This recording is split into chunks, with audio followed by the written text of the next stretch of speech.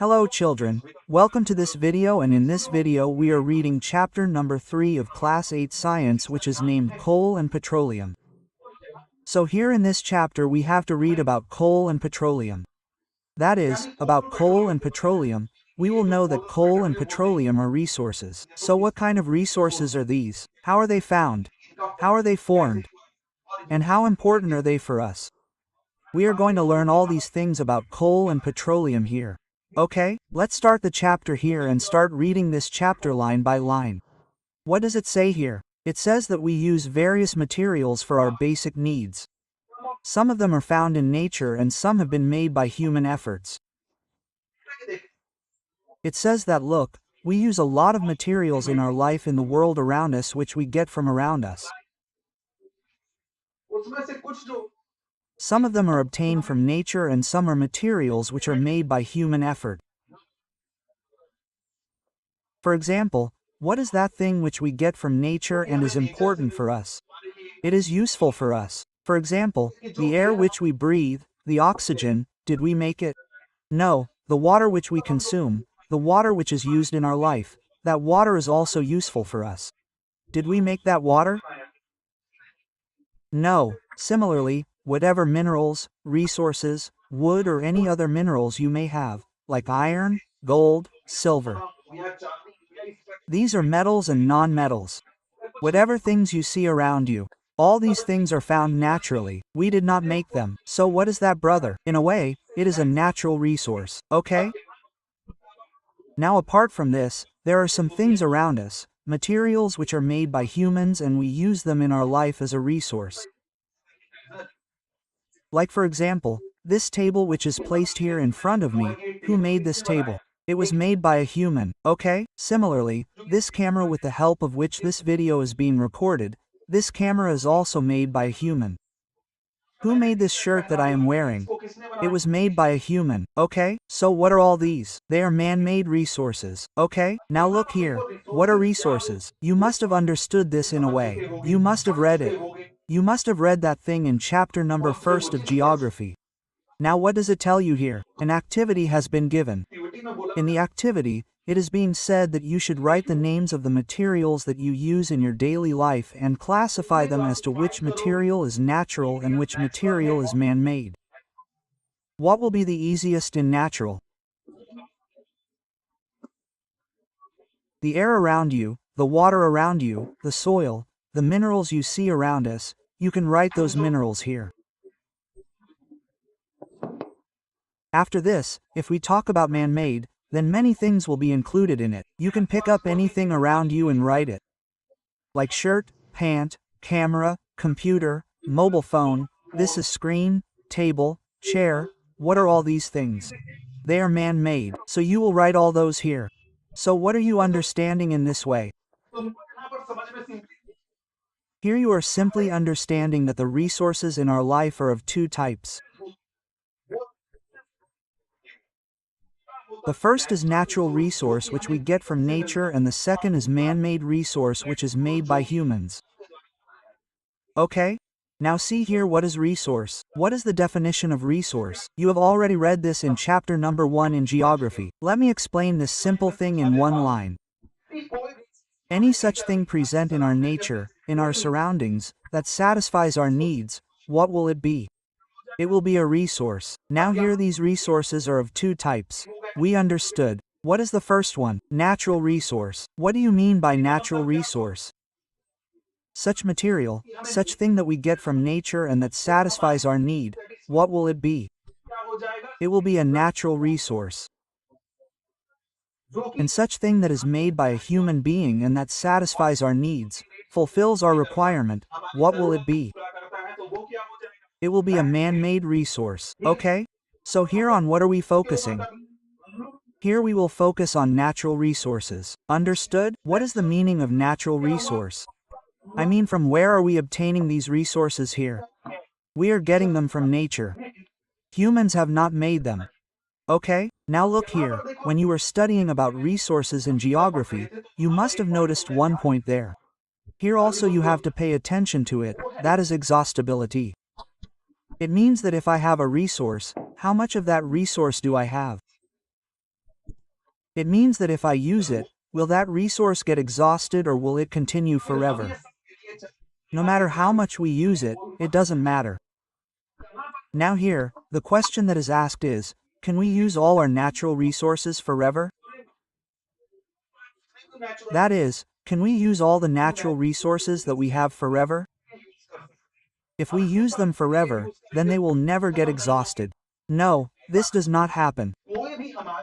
Any natural resource that we have can get exhausted in a way. If we talk here, then what is the most common natural resource?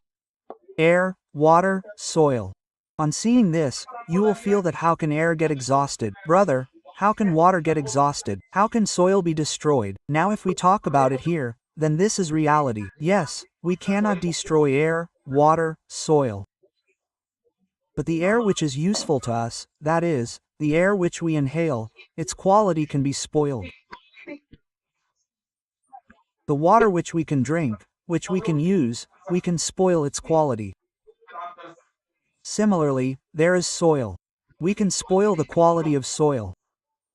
For example, today in Delhi, you must be hearing that whenever winter comes, the population in Delhi increases so much that it becomes difficult for people to breathe.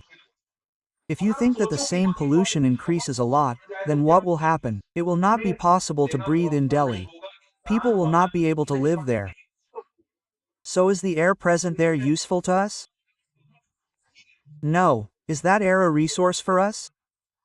No. So understand this here that the air, water, soil that we have may be unlimited, but its quality can degrade. The quality can deteriorate. In a way, you have understood this basic thing. Okay, now look here, in this chapter we do not have to talk about air, water and soil. We do not have to focus on them. Okay, now look here, what were we talking about? We were talking about resources, and we were talking about the exhaustibility of resources, that if we use the resources, will they ever end or they will never end? So what did we do? I mean, what did humans do? We classified the resources. On this basis, on the basis of exhaustibility, brother, the different resources of nature, that is, natural resources, among them, some resources are such that we have unlimited supply. No matter how much we use them, no matter how we use them, they will never end. But there are some resources that are available in limited quantity, and if we do not use them wisely and keep using them, then after a time they will end. So here we have two types of natural resources. First is inexhaustible natural resources, and second, what is the natural resource here? Exhaustible natural resources. What do you mean by inexhaustible natural resources? Simply put, the resource that is present in nature in unlimited quantity will never be exhausted. It can never be destroyed by human activity. So what will those resources be? They will be inexhaustible natural resources. What will be the example? It will be sunlight. It will be air.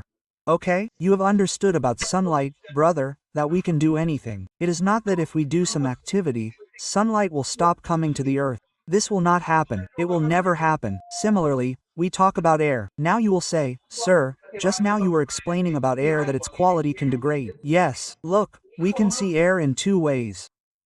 First, how do we use air? For breathing, to fulfill our needs. Secondly, what do we use air for? The second use of air is that we generate electricity by running wind turbines. The wind blows. So, in a way, if we talk in that sense, our air will never end.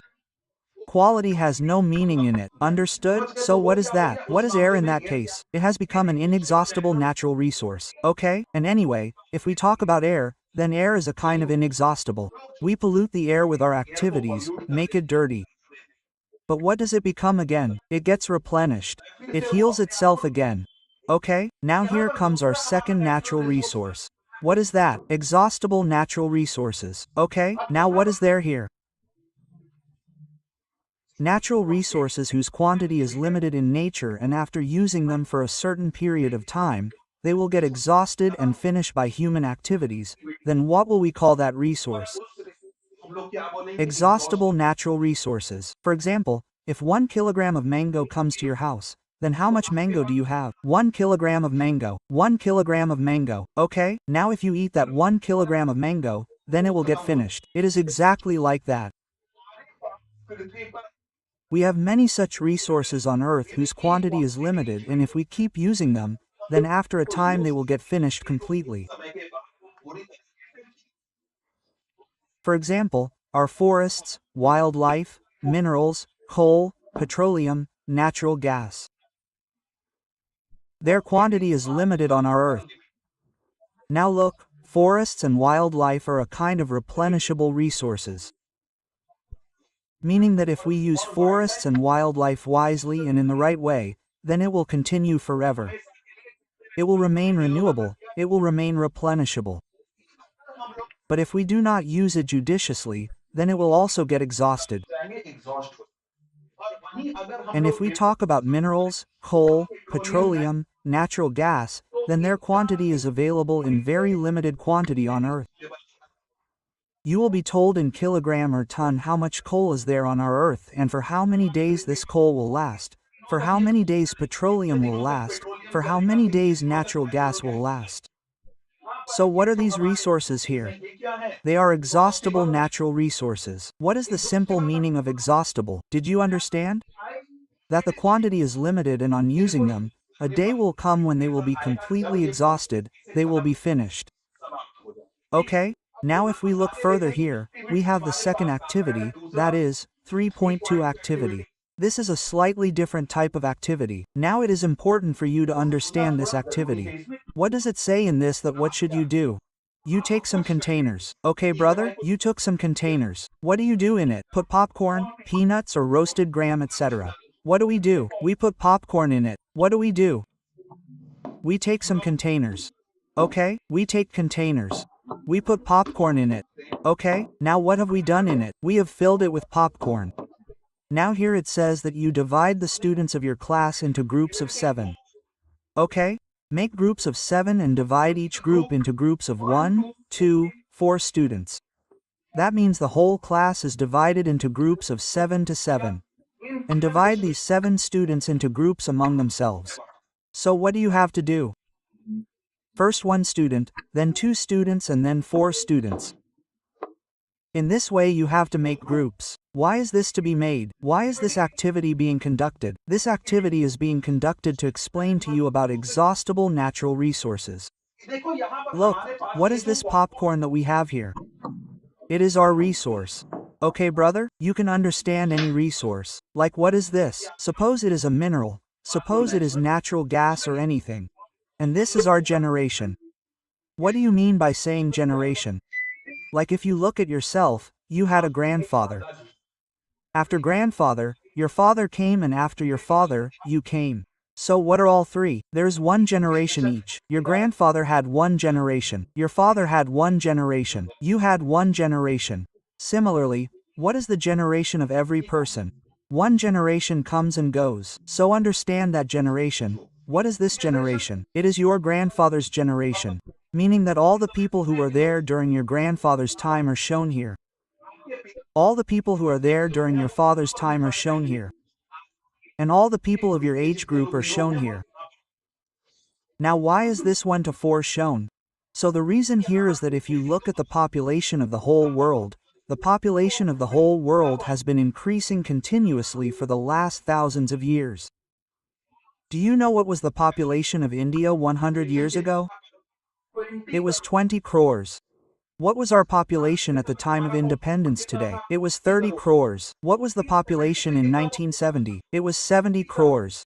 And what is the population today? Our population is 145 crores. So in this ratio, our population is increasing in every generation. So what is being shown here is that look, if we are using resources, like our grandfathers used to use coal and also used other natural resources. So think that this is popcorn. Now this popcorn was given first to this generation. The first generation. Now what does this person do? He eats as much popcorn as he needs to fill his stomach. So after this, suppose this much popcorn is left. Then this remaining resource is given to the next generation, and what do these people do? They eat popcorn to their heart's content. And then after that, when the popcorn reaches the next generation, there is very little popcorn there. So what is being explained here? Here it is being explained simply that if we do not use the exhaustible natural resources around us today in a proper way, if we use them in unlimited quantity, if we use them without thinking, then it is possible that the generation that comes after us may not get coal, they may not get natural gas, they may not get petrol or diesel, they may not get any natural resource. We will finish all the natural resources from the earth. This thing is being tried to be explained to you simply in this activity. Okay, so this is what has been written to you in a little detail here, and here also this is what has been explained further, that assume that the edibles in the container represent the total availability of exhaustible natural resources like coal, petroleum, and natural gas. Each group has different consumption pattern. Are the earlier generations of any group too greedy? What does it mean that if the previous generation or the generation above becomes greedy and starts eating to their fill, then nothing will be left for the next generation? This is what is being tried to be explained here. So what does it say further here? It says that in this chapter we will learn about some exhaustible natural resources like coal, petroleum, and natural gas. So what do we have to do in this chapter? We have to talk about some exhaustible natural resources, like coal, petroleum, and natural gas. We are going to talk about these here. Now what do we call these natural resources of ours? We call it fossil fuels. Why do we call it fossil fuels? Because our natural resources are made of fossils. It means that these are our resources made from the dead remains of animals or living beings that existed thousands of years ago. So what do we call them? We call it fossil fuels. It means that here, simply understand that millions of years ago, there used to be many animals on Earth. There used to be many trees and plants. When they died, when they became dead, these natural resources were formed from their decomposition. Coal, petroleum, natural gas are formed. Okay, now let's move ahead here. So what comes to our mind first? It is coal. We start with coal. Now brother, what is coal? You basically know this. All of you have seen coal. If you haven't seen it, then look here, this is coal, and if not, then what do I do for you? I will show you as well. Look, a child is holding coal in his hand. You can see this coal here. This is coal, okay? Now this coal is as hard as a stone, and along with that, what is its color? It is black. This is a very simple thing. You all must know, okay? Now if we move forward here, then what does it say that coal is one of the fuels used to cook food? Brother, now the use of coal has reduced a lot for cooking food. But 10 years ago, if you went to the rural areas or to the roadside dabas, you could easily see that food is cooked or prepared using coal.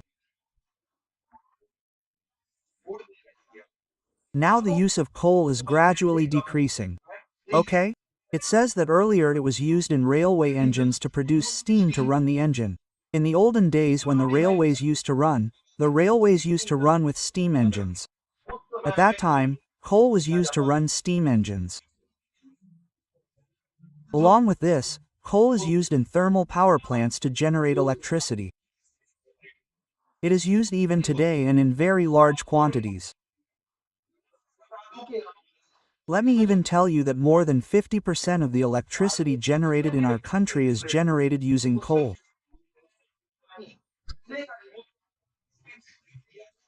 Along with this, coal is used as fuel in many industries, and along with this, many other things are also made from coal, due to which it is used to produce many different things. Okay? So coal is very important for us. Okay? You people understood this. Now here you are being taught the story of coal. What are you asking? What are you asking first? Where do we get coal from and how is it formed? Where do we get coal from? And how is coal formed? Let us understand this. So what is it saying here? It is saying about 300 million years ago. What does it mean when it is talking about 300 million years ago? It is talking about 300 million years ago. Now if it is saying 300 million years, then it is not exactly 300 million. That is an average date given to you. It could be 500 million years as well. Sorry, it could be 200 million years as well. This is an average date given that 300 million years ago, dense forests were present on the Earth. In low-lying wetland areas. Dense forests were present in low-lying wetland areas. Now due to natural processes like floods and other reasons, these forests fell down. These forests were destroyed in a way, and what did they become? They got buried under the soil. Understood? They got buried under the soil. So first of all, you should understand what is meant by these low-lying wetland areas. So here I will show you a little bit of low-lying wetland areas. Then you will understand things. Look like this. What happens is that when you look around your house, you see very dry land. Okay? But look, when you go to West Bengal, Bangladesh, there is the Sundarban Delta, you will find this type of region there. What is here, brother? Here the soil, or water, the whole soil is filled with water. It is full of water, and here the forests are all in this water. Like look here this is a whole forest. But what is here? There is water here too. The whole area is swampy. Understood? This type of region was there 300 million years ago. Okay, now what happens here? There was a flood here, or due to some other reason, this whole forest, what happened to it? Completely finished. What do you mean by saying this? They fell down to the ground. So what happened? Slowly, the soil came over them and they got buried under the soil. As time passed, how much time? 1,000 years, lakh years, 2 lakh years, 4 lakh years passed. Slowly, more soil started accumulating there. Soil kept coming and climbing there from above. What happened to it? This entire forest of ours got deposited inside. It got buried inside, and on top of it, due to deposition over thousands of years, this entire forest layer of ours got compressed. Okay, now I would like to show it here a little bit through a picture, then you will understand this thing. Okay? So, look what happened here. This is the forest. There is a forest here. The forest fell, and when the forest fell, it became a layer. More soil came from above. Soil kept coming and accumulating here. More soil got accumulated. So what happened after 1,000, lakh, 1 crore years? As more soil came and went, it kept pressing it. So much pressure was applied on it, so much load was applied, the temperature increased so much here that slowly this entire forest of ours, these dead remains, what did they convert into? They got converted into coal. This is how coal is formed. Right? It is said that the temperature also rose as they got deeper and deeper.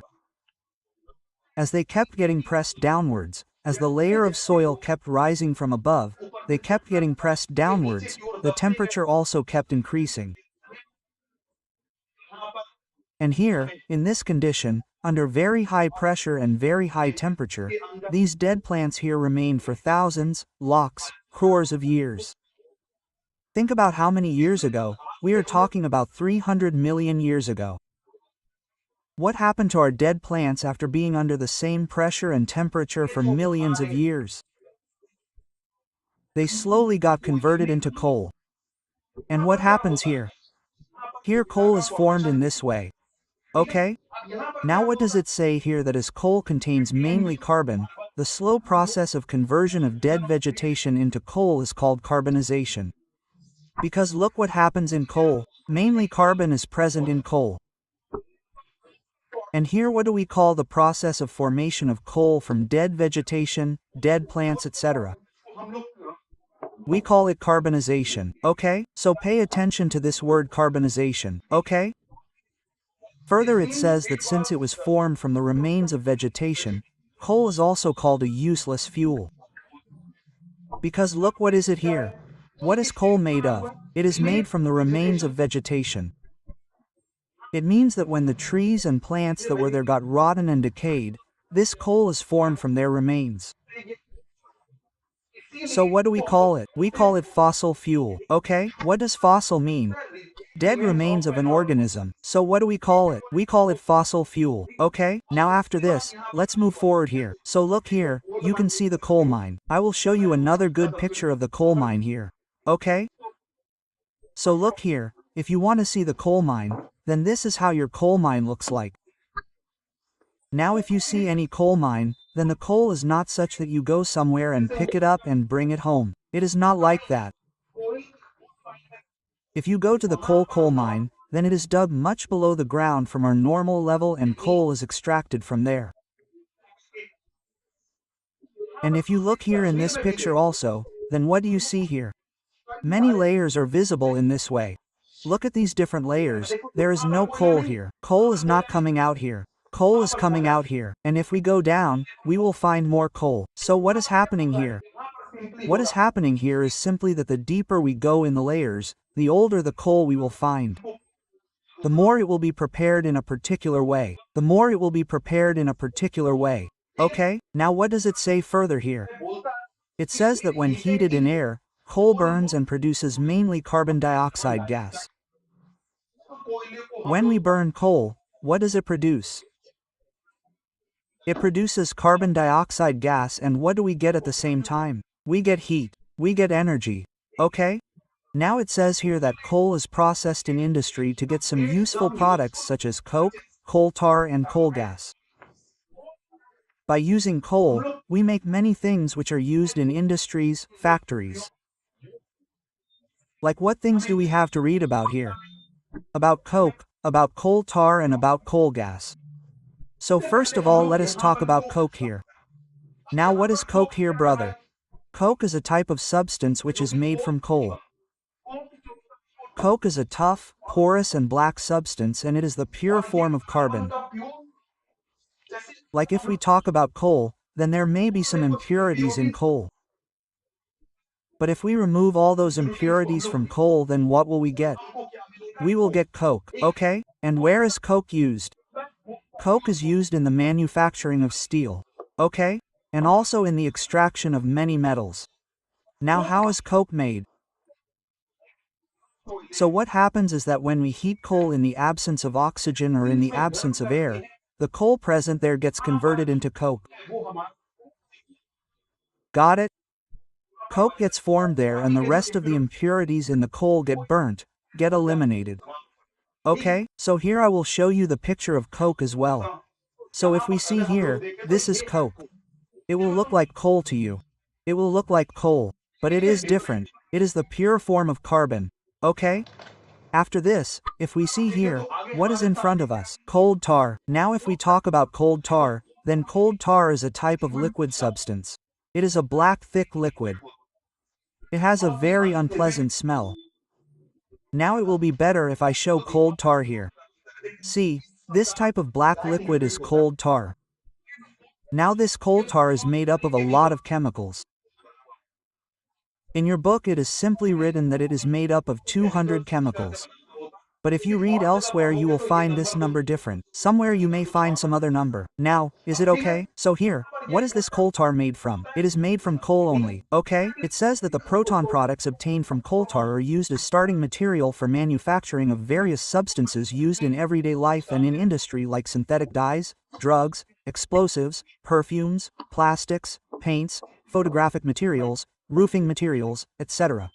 So what happens here? What do we prepare from coal? We make coal tar, okay? And by adding things and using this coal tar here, we produce many things, such as dyes, drugs, explosives, perfumes, plastics, paints, photographing material, roofing material.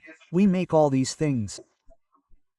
Along with that, you use naphthalene balls in your house to drive away moths and insects. Where do we get that from?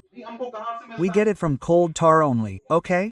Now look here, in the olden days, many years ago, coal tar was used in the roads that were built around us.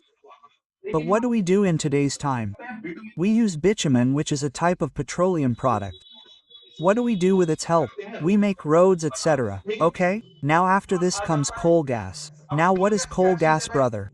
If I tell you simply, you can say it is a gaseous form of coal. When we are converting coal into coke, during that time we get coal gas. We get coal gas and we also use coal gas a lot. Like in the olden days, it was told here that it was used for street lighting. In 1810, coal gas was used in the city of London. And along with this, by 1820, the street lamps in New York used coal gas to light up the streets. Okay? Now if we see here, what does it say next? We also use coal gas as a fuel in many industries.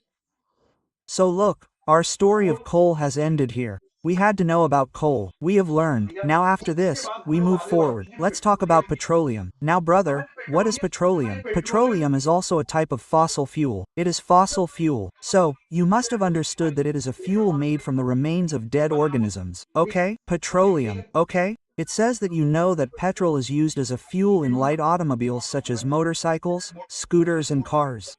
Heavy motor vehicles like trucks and tractors run on diesel. Petrol and diesel are derived from a natural resource called petroleum. Now see, what is petroleum? It is a type of natural resource from which many products are made which we use in daily life. For example, what has been given to you here? Petrol and diesel have been explained. Along with this, the jet fuel on which airplanes run is also obtained from petroleum. The Vaseline that we use is also obtained from petroleum. Where do we get the mobile that we use from? From petroleum. Where do we get grease from? From petroleum. So by using petroleum, we make many things that we use in daily life. It says that the word petroleum is derived from petra. What does petra mean? Rock, and oleum means oil. So this is how the word petroleum is formed. And where do we get this petroleum from? It is found between rocks. That is why what is its name? Petroleum. Petra means the oil found between rocks. What is it? It is petroleum. Okay? Now here we understand a little bit that where do we get this petroleum from? Look, this type of shape will be found inside the earth. Inside the earth, if we talk simply, then inside the ocean, it is happening that here there is a layer of two rocks, and in between this, here oil and natural gas are trapped in a trapped form along with water, and this is how we get it. And here we get gas and oil by digging wells. Okay, now if we move forward here, then what does it say here? Do you know how petroleum is formed? So brother, how is petroleum formed? Let us understand this thing. Now brother, we just read the story of coal. What we saw in coal is that it is a fuel made from fossil. So brother, petroleum is also the same. Petroleum is also fossil fuel. So how was it formed? So it says that petroleum was formed from organisms living in the sea. What did we read about coal? That coal is formed from the dead remains of vegetation. But if we talk about petroleum, then from what? Petroleum was formed from the dead remains of organisms living in the sea. Okay? Here it says the same thing, that as these organisms died, their bodies settled at the bottom of the sea and got covered with layers of sand and clay. What happened was that the organisms that were living in the sea millions of years ago died there. They died due to this reason. So what happened when they died? Their dead bodies went and settled on the layer below the sea. It got deposited and millions of years passed there.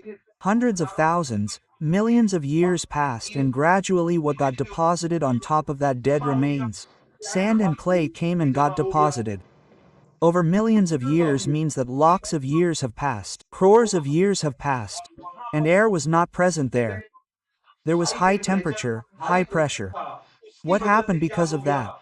Because of that, these dead organisms got converted into petroleum and natural gas. Did you understand?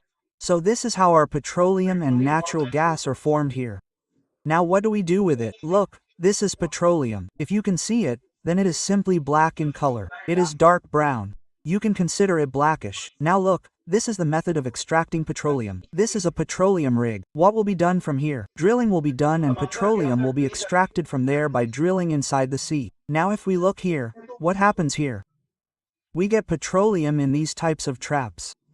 What happened here? Brother, I am saying very little about thousands of years ago here. What was here crores of years ago? There was simply sea. The dead organisms that were here settled down here. They settled down, meaning this layer is not present now. This layer was not present at that time, so they settled down here. After that, over millions of years, as silt and clay accumulated here from above, our dead organisms went down, and what did they gradually become there? They got converted into petroleum and natural gas. Okay? So this is how our petroleum and natural gas are formed here. From which things is it formed?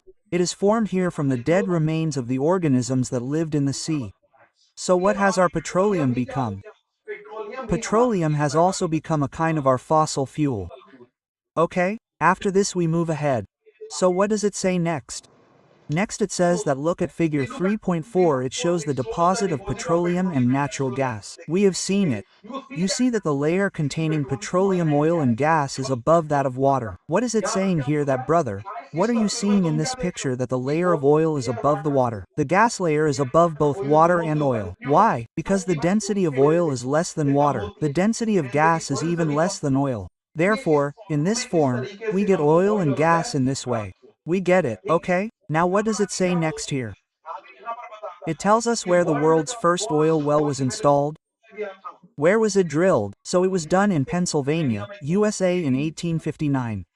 What was done 6 years later in 1867? In India too, after 8 years, an oil well was prepared in Assam.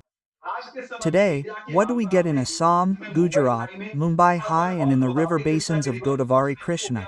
We get petroleum, okay? By the way, the petroleum produced in our country is in very less quantity.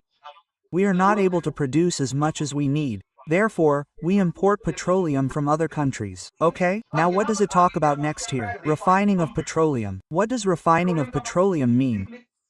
Simply look here. Petroleum is a type of dark oily liquid.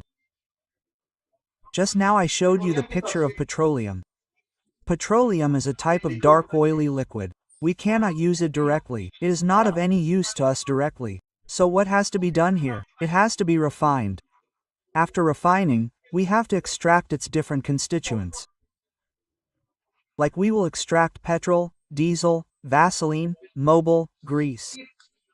What will we do with all these things? We will separate them. So the process of refining of this petroleum here is done here in the refinery. Understood? Where does the process of refining take place? It takes place in the refinery, where the different constituents of petroleum are separated. And where is this done? In the petroleum refinery. So here I will show you a picture of a petroleum refinery. This is a picture of a petroleum refinery. You are seeing that any petroleum refinery is not small. It is very big. It is almost as big as a city. Did you understand? So the petroleum refinery in Jamnagar in our country is the world's largest refinery, which is run by Reliance. Did you understand? This is the type of petroleum refinery. What is done here? Here our simple process has been explained that how refining takes place. What do? We put petroleum here. What happens when petroleum is heated here? We get different products at different temperatures. Like here we get lubricating oil, fuel oil, bitumen, naphthalene balls. Apart from this we get petrol, refinery gas. All these are separated through this process. So you don't have to read about this process in so much detail, okay? Simply know it. If we look further here you are told about the different components of petroleum.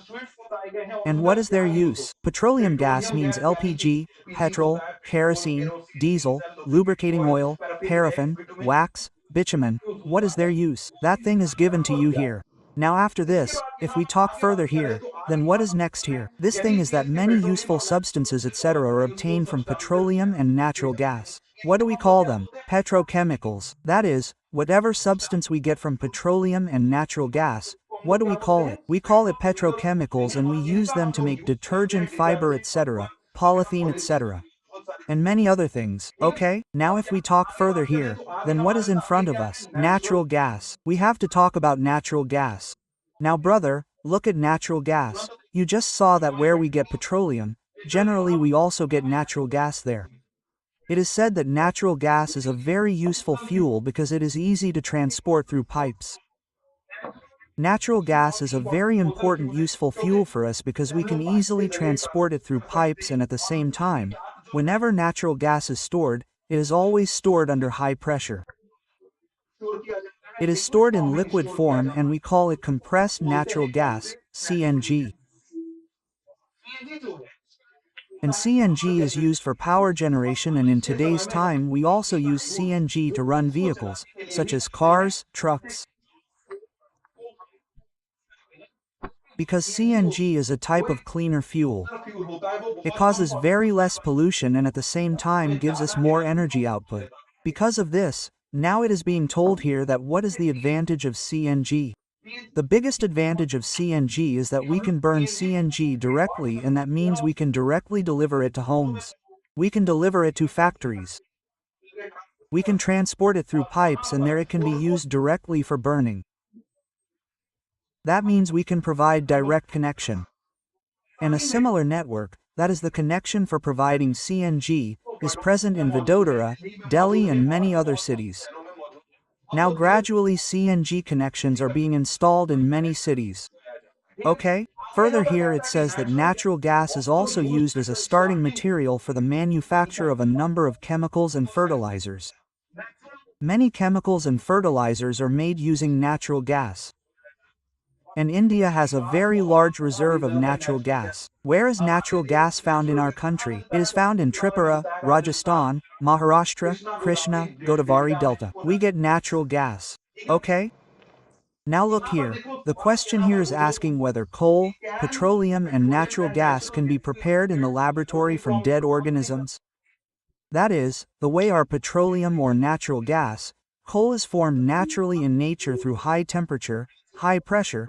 Can we prepare it in the laboratory in the same way? So the possible answer is no. Why? Why not? The reason for this is that look at the temperature and pressure at which all these have developed here in nature. We can certainly attain that temperature and that pressure. But the time taken for their formation is very long. In a way, it is not possible for us to prepare it in that time. Okay, after this, if we move forward here, then this is the last topic of our chapter. What is this? 3.4 Some natural resources are limited. Simply put, some natural resources are available in limited quantity. It is said in the beginning of the chapter that you have studied that some natural resources are exhaustible, like fossil, fuel, forest, minerals. You already know that some resources are exhaustible. So, here it is further said that you know that coal and petroleum are fossil fuels. It requires the dead organisms millions of years to get converted into these fuels. That is, the organisms that died millions of years ago have been converted into fossil fuels today. That is, any dead organism or vegetation takes millions of years to convert into fossil fuel. It is said that on the other hand, the non-reserves of this will last only for a few 100 years. As much as we know today, if we keep using the coal, petroleum, natural gas at the rate we are using them, then what will happen in a few years, after some limited time? All these will get exhausted. Along with this, the problem of using these fuels here is that when we burn these fuels, there is a lot of air pollution on our Earth, and along with more pollution, the problem of global warming on our Earth is also happening due to their use. Therefore, efforts are always made here to use these fuels only when necessary. Along with this, all the governments, all the organizations are trying to find an alternative to these fuels. Like today you hear a lot that there is talk of EVs, there is talk of electric vehicles. Along with this, there is talk of hybrid vehicles. Why is this being done? So that we can reduce our dependency on petroleum products, coal, etc. Got it? Now it says further that in India the Petroleum Conservation Research Association advises people how to save petrol diesel while driving. There is an organization here called Petroleum Conservation Research Association. It tells how you can conserve petrol diesel. So what do you have to do? Whenever you drive a vehicle, drive at a constant and moderate speed. Whenever you are at a traffic light, switch off the engine. Wherever you have to wait, Always keep the tire pressure correct so that the vehicle will give more mileage. You will be able to save petrol. Along with this, do regular maintenance of the vehicle so that what will happen? Your vehicle will perform well and will cause less pollution or will burn less fuel. Okay? So this is how we see here. So this chapter of ours ends. We will meet you in the next video with the next chapter. Till then, goodbye.